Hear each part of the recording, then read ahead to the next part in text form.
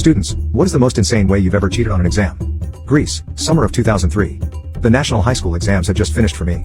My cousin had one last exam to pass, titled Basic Principles of Economic Theory. The class was optional, but recommended if you wanted to increase your chances of being accepted into a University of Economics. He was a student who had pretty decent grades, but a great grade in economics would boost his chances to be accepted into a good school by a lot. This specific class is one of the few where a large portion of the points that you accumulate is from multiple choice questions. Most of the exams are just questions where you write down yourself what the answer is and even explain how you got this answer. This is hard to do if you don't know the subject well, and there is a very good anti-cheating mechanism. A day before the exam I got a call from my cousin who invited me to his place. He tells me that he has an idea of how to get all the answers right and if I would like to help him with that. The idea was the following. I make 3 unanswered calls to his cell phone to notify him that I'm starting to send the answers. Then 1 unanswered call for answer A, 2 for B, and so on, followed by a 10-second pause before I move to the next answer. Finally, 5 unanswered calls in a row to note the end of the transmission.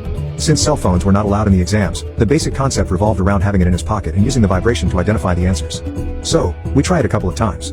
I went to the next room, wrote down on a piece of paper some sample answers, made the calls, and then moved on to do the calling. After comparing notes and just a couple of tries, we were sure that it was a foolproof plan. No mistakes made, even on our first take.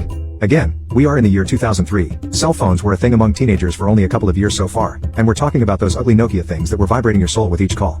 The next problem that we had to solve is how I will get the questions and the answers in time. The solution to the first issue was quite simple. The questions of the exams are released to the public about an hour and a half into the 3-hour-long exam. The solutions, though, were a tougher one to crack, so a little bit of background information is needed. In Greece, if you want to have a chance of getting good grades, the public education system is not considered a good enough source of knowledge, so pretty much everyone that wants to be accepted in a good school pays for a private helper school that prepares you for the exams. So, the idea was to go to my school tutor and find a way to convince the teacher that taught economic theory, whom I barely knew, to give me the answers to the multiple choice questions. The next day, 1 hour into the exam, I go to the tutor's private school and start discussing with a physics teacher of mine how I did in my exams.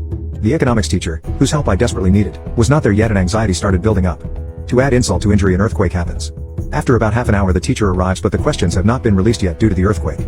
A quarter of an hour later, 2 hours 15 minutes into the exams, the questions finally are in. I am shaking and start discussing the questions with the economics teacher.